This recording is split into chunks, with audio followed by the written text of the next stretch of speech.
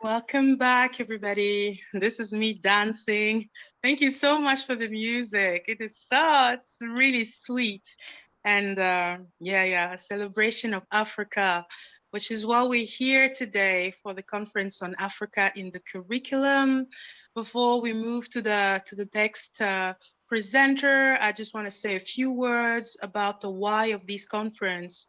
Of course, all of the other continents and places matter in the curriculum, but we do want to protect African children and children from all over the world from Afro-pessimism, because we care about, some deeper truth being taught about Africa. We care about the well-being of African children, and as we are educating world citizens, global citizens, we don't want to duplicate dynamics of the past that have created this image of Africa that we are perpetrating within our curriculum sometimes without even wanting it. So because we cannot change what we don't know about, today we are going to discuss about also many different approaches. We talked about decolonizing in this second and third session of the afternoon. It's going to be all about teaching with Clare McMinn and learning with Estelle Bunya-Fumuju, Kwame Sarfo-Mensah, and Christopher Clyde Green. So we have fantastic presenters. Let me start with Clare, who will tell us about a teaching experience.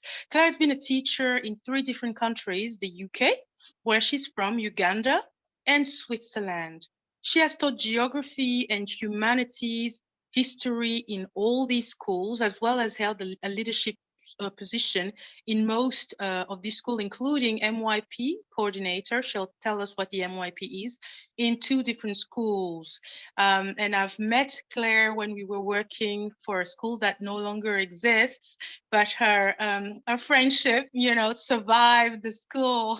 She's one of my very precious friends, and thank you so much, Clare, for accepting to present today. So to say a bit more, Clare is a senior moderator, workshop leader, and curriculum writer. So there is a continuity with Natasha for individuals and societies, and e-assessment examiner. I would say that Clare is an MYP file for sure. When she first discovered the MYP, she realized how well it fitted her style and approach to teaching. So you get a bit of MYP promotion here, but it's okay. It's very much okay with me. I love the MYP too, and Clare has been passionate about it ever since. Clare is married and she has 2 amazing daughters whom I love dearly. They grew up in Uganda, both of them, and I think one of them was actually born in Uganda, right? Or at least was very small when she was in Uganda. Then she moved to Switzerland, and she's passionate about Africa. Of course, anyone who lives in Africa winds up leaving their heart there. And she loves being part of an international community. Welcome, Clare. The floor is yours.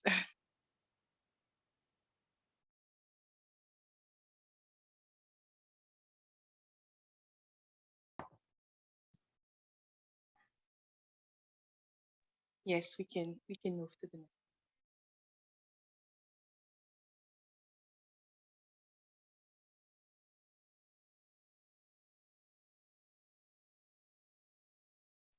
We can't hear you, Clare. You might be muted.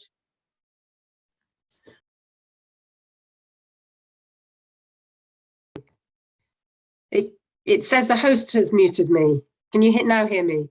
Yes, definitely. Great. Please. And Estelle, can you give me permission to share slides so I can go through? Oh, okay, go ahead then. I think you have to, that's it. Yeah, that'll work.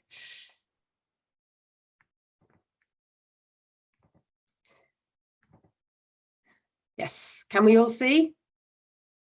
Yes.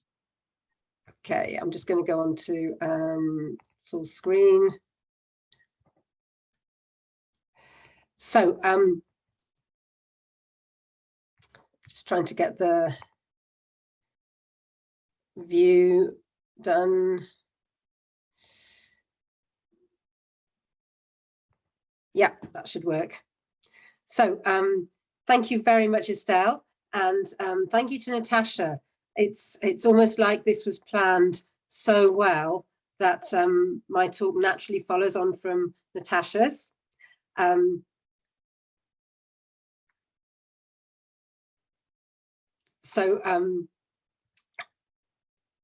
Moving on to a little bit of background information about myself. So as Estelle said, I have been teaching humanities for a long time. When I was at school, I loved geography. I hated history. It was taught really badly and it was really boring, and I just didn't connect with it. The reason I'm so motivated to teach history now is that I love it, and I don't understand how such an amazing, interesting subject could have been made so boring. And that motivates me to really interest my students, to get them really involved. My African connection. I went to Uganda with my husband for 2 years, and we ended up staying for 16. I loved living there. The image on this screen is, if you know anything about Uganda, you'll recognize that they are crested cranes, which is the national bird of Uganda. Today's presentation, I am a teacher, I'm also a MYP workshop leader, and above all, I really wanted to give you something which is practical and conceptual that you can actually use in the classroom in whatever way would fit. So my motivation and inspiration. I've been in Uganda a few years, and then I started working in the international school after I'd had my first daughter. Before that, I was doing a lot of work with local organizations and voluntary work. And I started working in the school. It was not at that point an MYP school. If anything, it was more American than anything else. There was nothing really African on the curriculum. And I was meant to be teaching what they were then calling social studies. And there was nothing really African, no African history. The history was really very much American and European based. And when we introduced the MYP, we got a chance to really work on the curriculum and develop a curriculum that fitted the school. The image here is, this is a video, a film. It's now quite old and a bit dated. It's called A History Denied, but it was actually something that really inspired me. If you look at it now, you might quirk a little at the language, but it's really well done. It's talking all about how advanced the history was in parts of Africa. It focuses mostly on Great Zimbabwe and Mapungubwe and the Swahili coast, but it really looks at how the colonizers and then 20th century historians tried to say there was no advanced history in Africa, and how these incredibly advanced civilizations were not really African, they couldn't have been. But then, of course, it explains that they really were. So it's not necessarily a video I would use these days with students. It's nearly an hour long, but it is something that I found really interesting.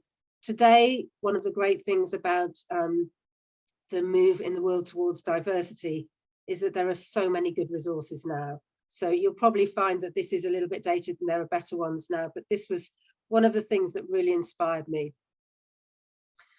So the MYP, I gather from the things I've heard and seen so far today with this audience that probably many of you are very familiar with the MYP, so I won't spend long on this. So it's specifically created for students from 11 to 16 years old, and it's tailored to the ways in which they learn best. It's concept driven. Inquiry is basic to learning and is included in a lot of the assessment. It requires us to teach international mindedness and include that in our curriculum. It also stresses an integration of skills. And I know that Natasha was talking about this in her last talk. when we teach the approaches to learning, the skills, and we're developing a curriculum for the MYP, we actually begin with where they should be at the end of the MYP and what the DP needs for them to approach there. This is this is common to all MYP schools. Now, the assessment is prescribed. We have 4 assessment criteria in each subject, and there are very specific requirements for assessment. But the curriculum is not prescribed. It's a framework, which makes it ideal for international schools. So if you are in the middle of Africa, you can teach a lot about Africa. You don't have to focus on European history and things like that.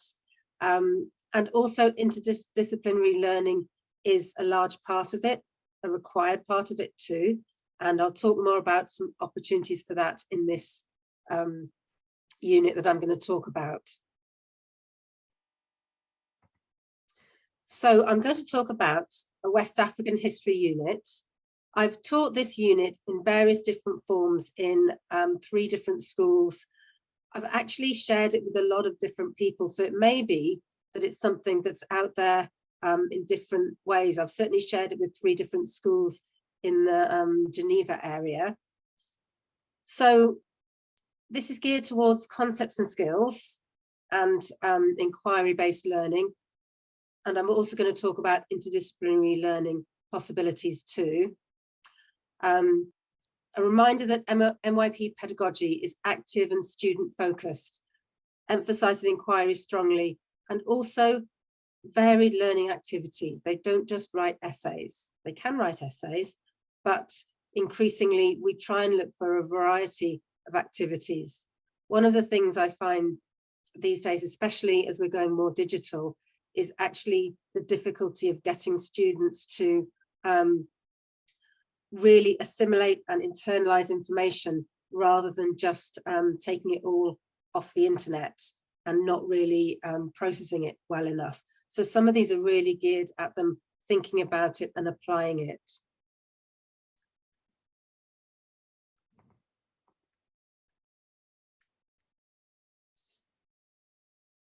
So this is a possible way you could run this MYP unit. And of course, if you're not teaching MYP, you're teaching a different curriculum, you could still adapt it. So I would base it on the key concept of change, because it's 3 different empires or kingdoms. That we use the term interchangeably because we're looking at the kingdoms of Ghana, Mali, and Songhai. And when they were smaller, they were kingdoms, and when they got larger and more successful, they're referred to as empires. Possible related concepts, I've chosen culture, perspectives, and resources. But if you look at the individuals and societies subject guide, there are others you can use as well, depending on which way you want to take the unit. And personal and cultural expression as the global context. But again, it could fit probably any of the global context. If you're not used to the MYP, the way you channel a unit, you use the concepts and the global context to actually direct how you will teach that unit. So you could teach the same basic unit or the same topic, as it were, in very different ways according to which concepts and context you use. And a potential statement of inquiry: empires and kingdoms flourish and decline. Historical perspective can be biased. So there is a lot of possibility to talk about these things, and especially sources. Some inquiry questions. How advanced were the West African kingdoms in the medieval period? And what makes a particular commodity so valuable?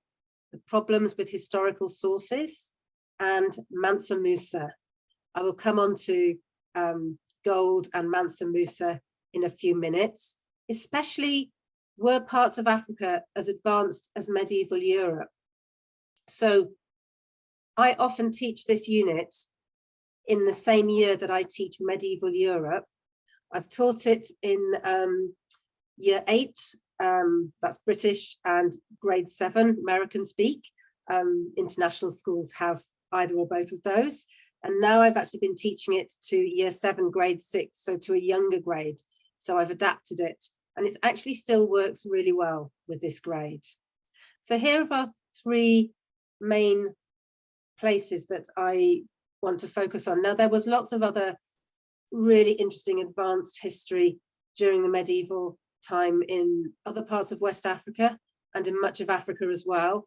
But I've discovered that if you try and do too many things, students really don't retain the information. So to really keep them focused, this is a great unit to focus on these three places. So you had the Kingdom of Ghana, which grew very rich and very wealthy. The gold for salt trade was the main source of wealth, although initially they didn't have either gold or salt in the kingdom, but they made money through taxing the trade which happened across their land. The Niger and Senegal rivers were very important. They had very successful agriculture. And one of the reasons for this, and again, if you're looking for links to other topics, is that the climate was different then.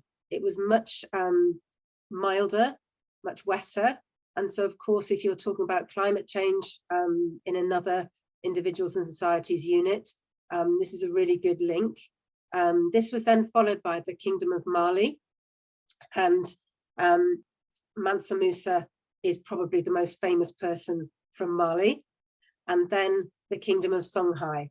And these kingdoms overlapped and they weren't in exactly the same areas. And of course, you know, like all historical kingdoms, they started at one level and then they grew and they changed.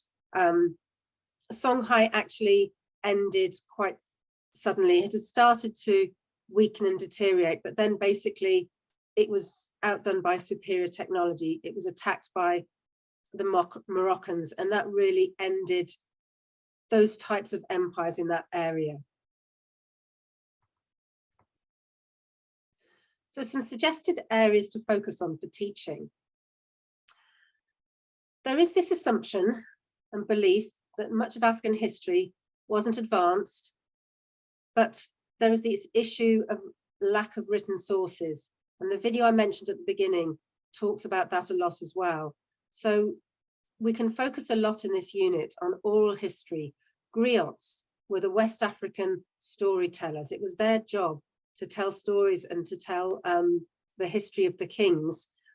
But of course, because early 20th century historians would not recognize non-written sources, there was a widespread belief that this was not an advanced civilization, that there wasn't anything much to respect there and to focus on, because they really didn't take the oral history seriously. And focusing on that oral history can work really well when you're teaching it. It's really also nice to focus on religious tolerance, because whilst medieval Europe was going through the Crusades, the empires of Ghana and then Mali were basically incredibly tolerant. Initially, they had their own traditional African religions, but then many of the kings and then emperors started to become Muslims. But before they became Muslims, they were very tolerant of Muslim traders and Muslims. And that's a really nice comparison with, as I say, the Crusades that were happening at the time in medieval Europe. Then there's the gold for salt trade, which actually enabled medieval Europe to have wealth and coins, because their coins were largely made out of West African gold. And at that time, West Africa at one point also started using cowrie shells as currency. So there's a lot of scope there to talk to students and to work with students on those things. And as I say, the climate was different, which meant that agriculture was very successful. So there's a lot of scope there to have links with geography and other units. So this is a range of suggested learning activities. I don't think you would necessarily teach all of those in one unit, but there's a good choice here. And I've done all of these in one way or another. So when I introduce this, I usually start with a word cloud. I usually start by asking students how much they know about African history and geography. You've probably done opinion lines. You know, you get the students to stand in a line according to whether they know lots or very little. And it always turns out that they say they know very little or nothing about African history. And so we often have a discussion about why this is the case. And we come back to that at the end. Starting with a word cloud is quite nice. I ask students to write down 3 words they most associate with Africa. And I'll show you in a moment an example of one lesson when I did that. I also like to start with African geography. And if you're not familiar with it, Satira, there's also another website called Lizard Point that have great geography quizzes. So it's really good for them to learn countries and physical geography of Africa. And there's also some really interesting resources focusing on the concept that Africa is not a country. There's a few different films. There's actually a really interesting student created photo slideshow, which you'll find quite easily on the internet. And I've put some of them on the last slide of this. But this idea that lots of people talk about Africa as though it's one country. I'm sure most of us are familiar with that. I know when my daughter at the age of 13 moved to Switzerland from Uganda, she was constantly irritated by telling people she's not African, she's Ugandan, and that she didn't live in Africa, she lived in Uganda. Africa's not a country, because people, some people were really taking that view. And there's actually even now a podcast series about Africa as a continent. A 3-2-1 bridge activity. I did this on a history of the film of Ghana to introduce the topic to students. You can do it with any film. It's a really nice way of getting students to think about it. So I would get them to write the 3 most important facts from the film, 2 things that really surprised them, 1 question they have. And for this case, my bridge was to create an image or analogy of something they saw or learnt. Now, the gold for salt trade. I get students to, first of all, decide what their most valuable items or possessions are and what they think they're worth. And then we actually look up the current prices of gold and salt, because in the West African kingdoms of Ghana and Mali, they were traded weight for weight, equal weight of gold, equal weight of salt. So to actually get students to understand how important salt was is really interesting. And then I have a simulation, because the trade was a silent barter. Along the banks of the Senegal River, traders would leave goods and other goods would be left. And because they didn't speak the same language, they didn't communicate with words. So I have a simulation which is students trying to barter silently, which is fun for year 7. Then a nice activity, the trade across the Sahara, caravans across the Sahara. This can be done as a diary activity. Sorry. And I've done it in the past as a kind of postcards activity. I know our students these days don't write postcards. It could be done as blog posts, but looking at the different places and the different things that happened during those trade routes is actually quite good for students to understand and to explain really how that trade happened and how it was so successful. Mansa Musa is a whole big thing. I'll talk about that. It's actually not in 2 slides time. A griot story.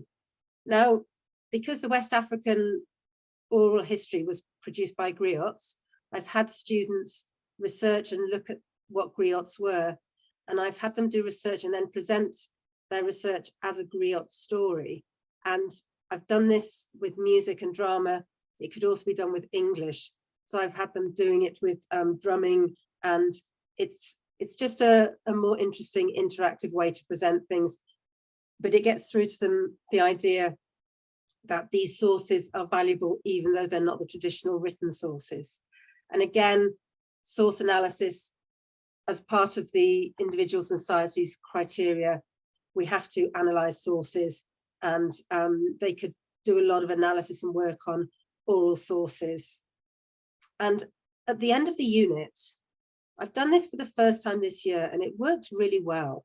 I got students to do a role play discussion about why this unit is so important on the curriculum.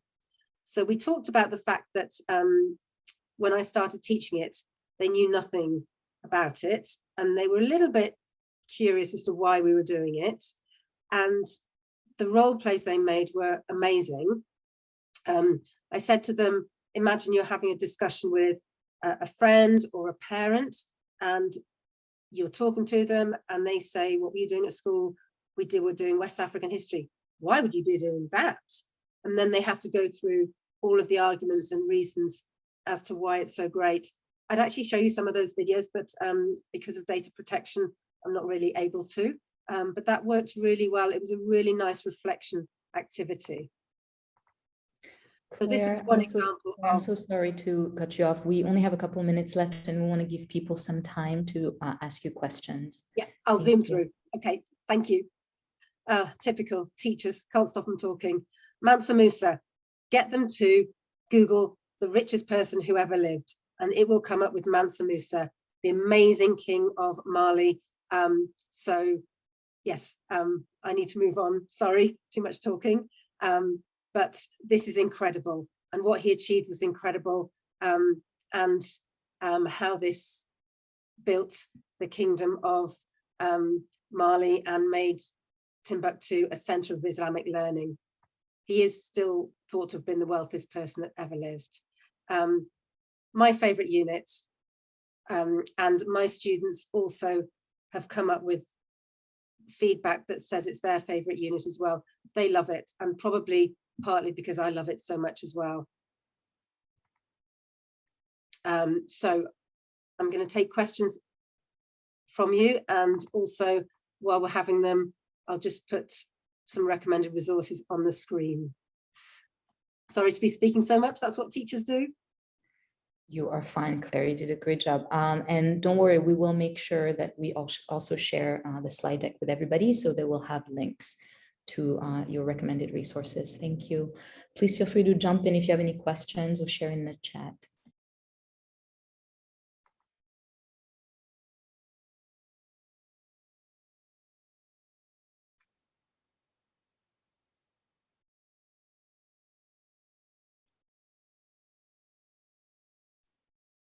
Oh, no questions. Does that mean I've said everything that needs to be said? Estelle Formeju, would you mind sharing a little bit one of the comments you made in about the word cloud? Do you mind? It was actually me. No. Oh yeah, actually, Estelle and Estelle are acting as twins sometimes. So you did say something, Estelle, and I responded to what you said. So you go first. Okay, go ahead. Oh, okay. So I was sharing because you shared as an activity that students can do a word cloud. And yes. I was thinking that it would be interesting, or maybe you already do it, to do one before the lesson and one at the end, just to be able to and share them maybe at the end as a way to compare and contrast, like, yeah, what they've gained in a visual way for everyone.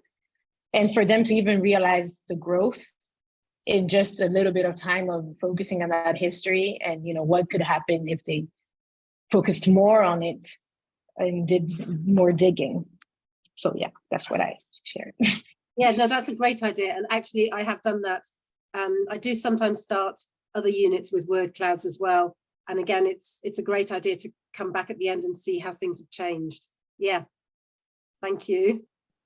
And I did also mention something about the word cloud in Africa, because there are some instances where I've seen students being asked this very innocent, seemingly innocent question, and I've come back to the class with the most horrific notions about Africa, and seeing African children sitting in that classroom looking, oh no. So maybe just a little something, depending on who your children are and how well that you've prepped them, to make sure that the word clouds doesn't include too much, or non-Afro-pessimistic notions that are a bit demeaning for African kids. Yeah, so that's really important. So we talk about stereotypes. As soon as I've done the word cloud, I talk about stereotypes of Africa. And in fact, I don't think I've ever taught this unit now when I haven't had African children in the room. And we talk about stereotypes. And it's quite nice to have a stereotype discussion when you're teaching humanities. So you're absolutely right that, you know, there can be insensitive, unpleasant things on the word cloud. So that's actually quite a good, you know, way to start that stereotype discussion and to talk to students about appropriateness as well. I do totally agree with you, and just it's true that it also depends on what type of students you have within the classrooms. There's some students who can, you know, take that discussion about stereotypes on their own identities. There are other students who just feel crushed and won't say it. So that's why the teaching of Africa can be sometimes quite complex when there are African kids in the classroom, don't you think? Yeah, and actually one of the things I've found is that sometimes the African kids are the ones with the biggest negative stereotypes, because they're Africans that aren't necessarily in an African school, but even if they were, they often actually have that view that it has got quite a limited history, and they do have some quite negative views of it. So in fact, it's quite interesting that some of the times I've taught this, I've had African students say, I didn't know any of this. I didn't know anything about, you know, and some of them have even come from parts of West Africa. And it's actually interesting to see their reaction as well. And yes, they can have stereotypes, very much so. We really have to be sensitive as humanities teachers all the time. Thank you so much. Actually ties in really nicely with someone's question.